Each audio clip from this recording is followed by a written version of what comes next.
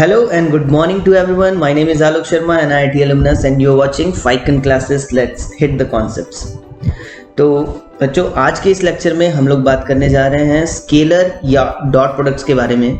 तो ऑपरेटर्स के बारे में मैंने आपको बताया था कि plus, minus, division and multiplication, ये चार मैथमेटिकल ऑपरेटर्स होते हैं नॉर्मली, है ना, जिसके बारे में हम स्केलर में तो हम पढ़ चुके हैं। नॉर्मल नंबर्स के लिए ये ऑपरेटर्स कैसे यूज में लाए जाते हैं उसके बारे में तो हमने पढ़ा हुआ है। लेकिन मैंने तुम्हें बताया था कि वेक्टर के लिए, वेक्टर के केस में, वेक्टर क्वांटिटीज का, अगर वेक्टर क्वांटिटीज के लिए ये ऑपरेटर यूज करना है तो रूल्स थोड़े चेंज हो जाते हैं, है ना।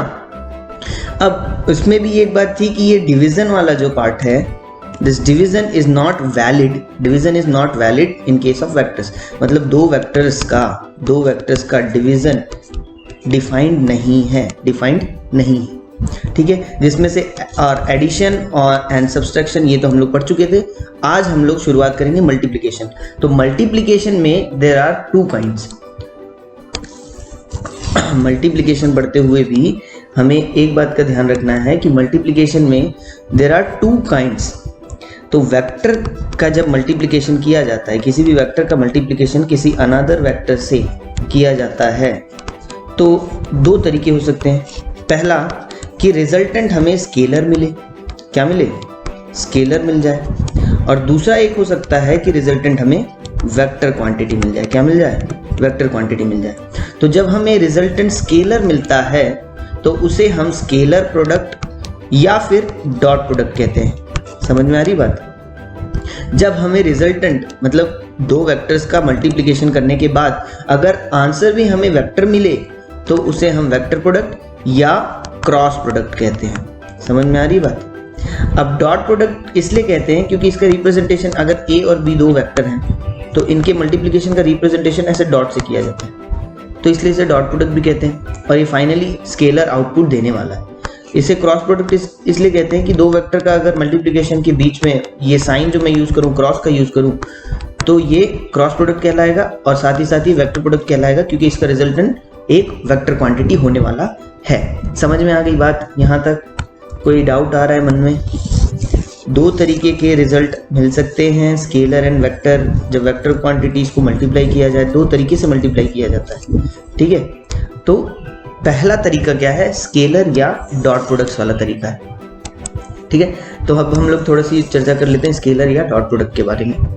देखो मेरे पास अगर वेक्टर ए और वेक्टर बी दो वेक्टर्स हैं तो इसका डॉट प्रोडक्ट कुछ इस तरीके से निकाला जाता है। इसका डॉट प्रोडक्ट का फॉर्मूला मैं तुम्हें डायरेक्ट बताऊं, ए डॉट बी, इसका आंसर होने वाला है magnitude of A multiplied with magnitude of B into cos of theta between the vector, ये थीटा, ठीक है, cos of theta between the vectors. ये तो फॉर्मूला है। अब ये आया कैसे, ये सवाल मन में उठ सकता है। तो देखो इससे समझने के लिए तुम्हें थोड़ा सा समझना होगा एक बात जिसे कहते हैं प्रोजेक्शन। क्या कहते हैं? प्रोजेक्शन समझना होगा। अब प्रोजेक्शन क्या होता है थोड़ा सा देखते हैं। देखो यहाँ पे एक सिलेंडर तुम्हें दिखाई दे रहा है। अगर इस सिलेंडर को तुम इस तरफ से देखो, ये वाली तरफ से, ठीक है, इधर से देखो, और यहाँ पे एक स्क्रीन रख लो, क्या कर लो, एक स्क्रीन रख लो या दीवार रख लो, तो ये इस दीवार पे कैसा इमेज, कैसा चित्र बनाने वाला है, ये एक रेक्टेंगल की तरह दिखेगा इस दीवार पे। क्या बात समझ में आती है? यहाँ से तुम लाइट जला लो और इसकी परछाई तुम यहाँ पे देखो तो परछाई बिल्कुल रेक्टेंगल बन जाएगी। आती बात समझ में? तो कहने की बात यह है कि ये सिलेंडर इस पृष्ठ पे इधर से अगर देखा जाए तो इस सतह पे या इस वॉल पे एक क्या बनाने वाला है, एक रेक्टेंगल बनाने वाला है जो कि इसका प्रोजेक्शन ऑन दिस वॉल है। समझ में आती है बात। उसी तरीके से अगर मैं इधर से देखूं तो ये यहाँ पे अगर तुमने एक वॉल ले लिया तो ये क्या बनाएगा, एक सर्कल बनाएगा जो कि अनदर प्रोजेक्शन है, अनदर डायरेक्शन में। समझ में आती है बात। प्रोजेक्शन से क्या हो जाता है कि 3D ऑब्जेक्ट्स का प्रोजेक्शन अगर तुम निकालो तो वो 2D बन जाता है। और प्रोजेक्शन ऑलवेज 2D पे ही जाता है। एक सरफेस पे बनता है कुछ उसका इमेज, या उसका कह लो तुम, अगर एक तरफ से तुम लाइट मारोगे तो दूसरी तरफ में जो परछाई बनेगी उसे ही प्रोजेक्शन कहा जाता है। समझ में आती है बात? बहुत बढ़िया। ठीक है, अब उसी तरीके से अब मैं इसे सबको रब कर देता हूँ। ठीक है, सारी चीज़ें मैं रब कर रहा हूँ यहाँ पे, फोटो हाँ रब कर देते हैं। क्या ये रब करता है? थोड़ा सा स्लो हो गया है कंप्यूटर यहाँ पे।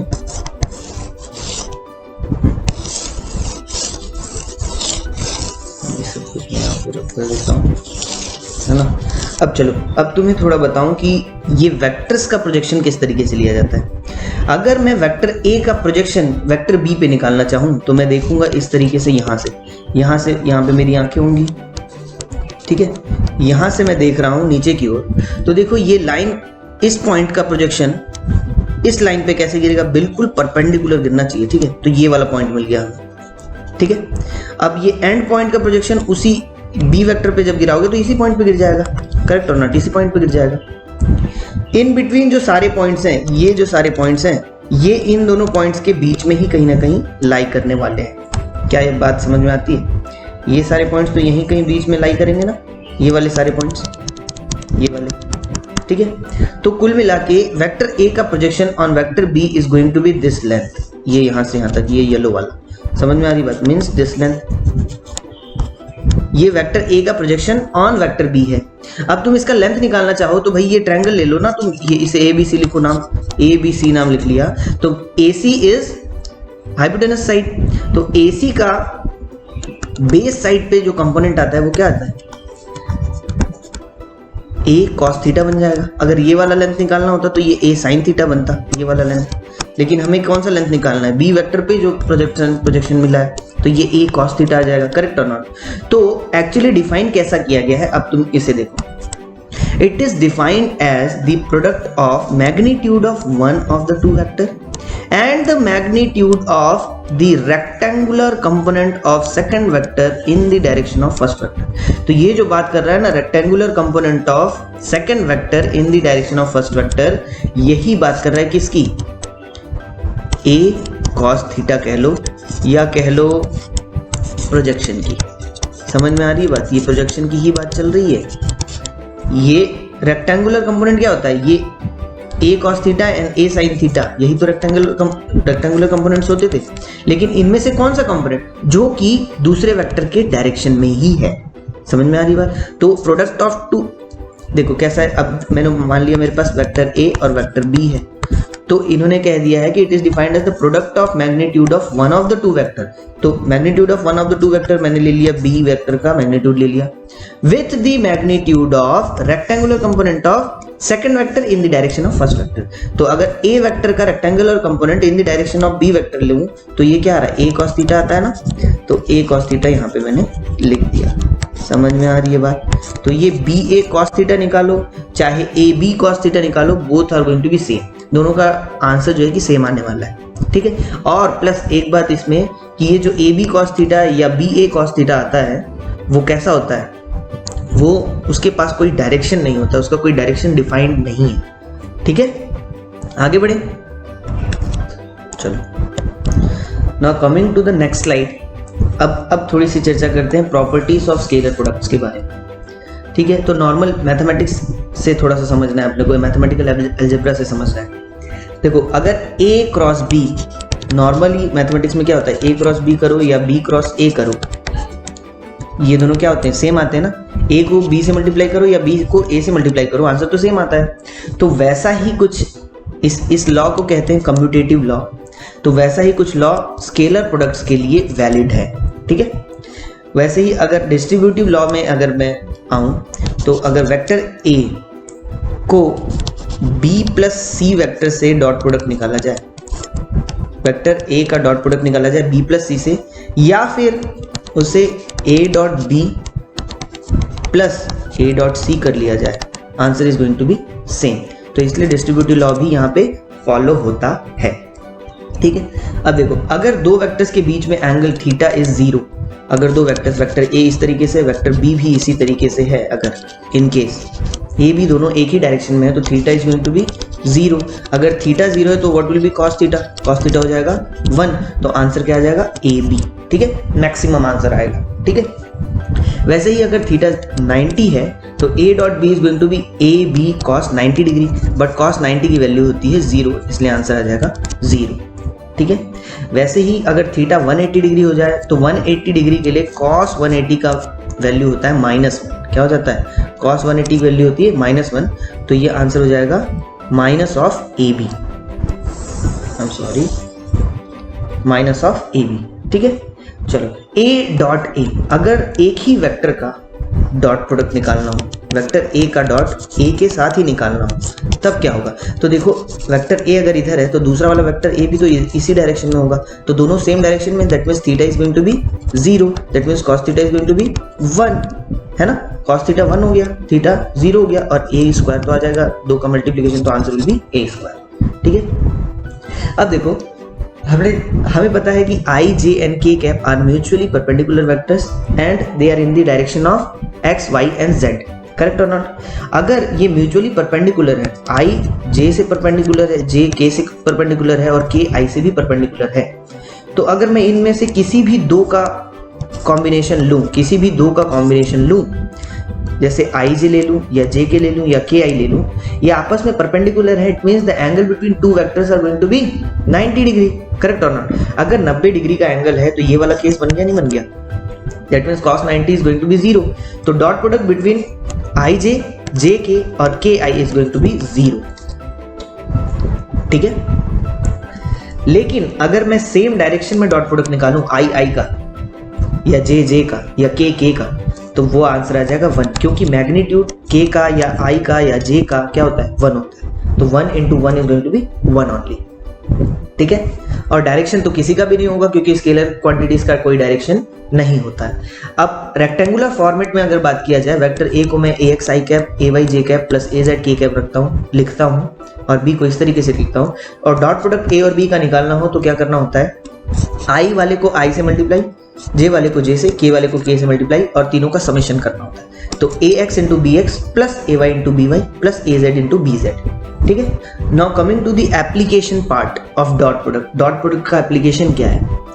कौन कौन सी क्वांटिटीज ऐसी हैं जो डॉट प्रोडक्ट से डिफाइन की गई हैं? अब देखो वर्क डन के बारे में हमने पढ़ा है कि work done is equals to force into displacement, है ना। फोर्स इनटू डिस्प्लेसमेंट ऐसे डायरेक्टली हम पढ़ लेते हैं, लेकिन एक्चुअली जब तक हमने वेक्टर क्वांटिटीज नहीं पढ़ा होता है तब तक तो हम यही फॉर्मूला यूज करते हैं, ठीक है। लेकिन वेक्टर पढ़ने के बाद हम इसका एक्चुअल फॉर्मूला अब पढ़ सकते हैं, that work done is defined as the dot product between force and what, tell me, displacement vector. ये दोनों वेक्टर फोर्स और डिस्प्लेसमेंट वेक्टर का डॉट प्रोडक्ट क्या होता है? वर्क डन होता है। अब डॉट प्रोडक्ट है, देख लो, अगर फोर्स इस डायरेक्शन में लग रहा है, देखो रेड वाला, डिस्प्लेसमेंट अगर इस डायरेक्शन में है, हो सकता है कि फोर्स और डिस्प्लेसमेंट अलग अलग डायरेक्शन में हो, जरूरी नहीं कि एक बॉडी पे मैंने फोर्स लगाया तो वो इसी डायरेक्शन में ही डिस्प्लेस करेगा, जरूरी नहीं है। कई बार ऐसा हो सकता है कि इसके पास कुछ वेलोसिटी इस तरह की हो और ये डिस्प्लेस ऐसा करे, हम फोर्स ऐसा कर रहे हो, यानी कि डिस्प्लेस ऐसा करे और हम फोर्स इस डायरेक्शन में दे रहे हो, ऐसा हो सकता है। तो ऐसे केसेस में वर्क डन कैसे निकाला जाता है? Dot product of force and displacement किया जाता है, ठीक है। तो डॉट प्रोडक्ट है तो फिर क्या कर दिया जाएगा? एफ एस कॉस थीटा, मतलब कि किसी भी एक वेक्टर का प्रोजेक्शन लेना होगा दूसरे वेक्टर में, या तो s का प्रोजेक्शन f पे ले लो या f का प्रोजेक्शन s पे ले लो, आंसर तो सेम ही आता है। यहाँ पे क्या किया गया है? s वेक्टर का प्रोजेक्शन f वेक्टर पे लिया गया है, तभी ये s cos थीटा आ रहा है ना यहाँ पे, ठीक है। तो चाहे तो f s cos थीटा कर लो, ये चाहे कर लो f cos थीटा s। यहाँ पे देखो f cos थीटा लिखते ही समझ में आ रहा है कि ये projection of force vector on displacement vector है। आती है बात समझ में? बहुत बढ़िया, आगे बढ़ते हैं। अब दूसरा इसका एप्लीकेशन पार्ट जो है वो इसलिए काम आता है, ये डॉट प्रोडक्ट इसलिए काम आ जाता है कि हम किसी दो वेक्टर्स के बीच का एंगल फाइंड आउट कर सकते हैं। कैसे? Let's suppose I have two vectors, vector A and vector B, इस तरीके से है, and the angle is theta. तो ए डॉट बी कैसे लिखा जाएगा? A dot will be A B cos theta, correct. अगर मुझे डॉट प्रोडक्ट पता हो, अगर मुझे डॉट प्रोडक्ट क्या है पता है, तो क्या किया जा सकता है? A dot B divided by A B मतलब क्या? Magnitude of A multiplied with magnitude of B. अगर ये कर दिया मैंने तो मुझे कॉस थीटा पता चलता है। कॉस थीटा की वैल्यू पता चल गई तो थीटा की value cos inverse of that value हो जाएगी, है ना, करेक्ट और नॉट। तो इस तरीके से हम एंगल बिटवीन टू वेक्टर भी निकाल सकते हैं यूजिंग व्हाट? डॉट प्रोडक्ट्स, ठीक है। तो आई थिंक यहाँ तक आपको समझ में आया होगा। इस लेक्चर में हमने क्या क्या पढ़ाई कर ली? हमने देखा कि स्केलर प्रोडक्ट क्या होता है, क्रॉस प्रोडक्ट क्या होता है वो भी हमने बात की। वेक्टर के मल्टीप्लिकेशन के दो तरीके हो सकते हैं, ये बताया था हमने। और इसके साथ स्केलर में उसकी प्रॉपर्टीज देखी, उसके एप्लीकेशंस देखे, और स्केलर प्रोडक्ट क्या होता है, प्रोजेक्शंस क्या होते हैं, ये सारी बातें हमने डिस्कस कर ली है। आई होप कि आप लोगों को बढ़िया से समझ में आया हो, और समझ में आया है तो प्लीज़ क्या कीजिए, इसे थोड़ा सा अपने दोस्तों के साथ शेयर कीजिए और लोगों को बताइए कि ऐसे यहाँ पे क्लासेस चल रही हैं, है ना। और ज़्यादा से ज़्यादा लोग जुड़ेंगे, ज़्यादा से ज़्यादा लोग आएंगे पढ़ने और वीडियोस देखेंगे, रिप्लाई करेंगे, क्वेश्चंस करेंगे, तो मुझे भी उतना ही इंटरेस्ट आएगा पढ़ाने में, करेक्ट और नॉट। तो अगले लेक्चर में हम लोग इससे रिलेटेड क्वेश्चंस करेंगे, कुछ प्रीवियस ईयर के भी क्वेश्चन करेंगे, और फिर देखते हैं उसके बाद वाले लेक्चर में हम लोग क्या कर लेंगे, क्रॉस प्रोडक्ट पढ़ लेंगे। ठीक है, चलो तो बाय बाय, टेक केयर, ध्यान रखो अपना और अपने घर वालों का भी ध्यान रखो, और मस्ती से रहो, पढ़ाई करते रहो, टेक केयर।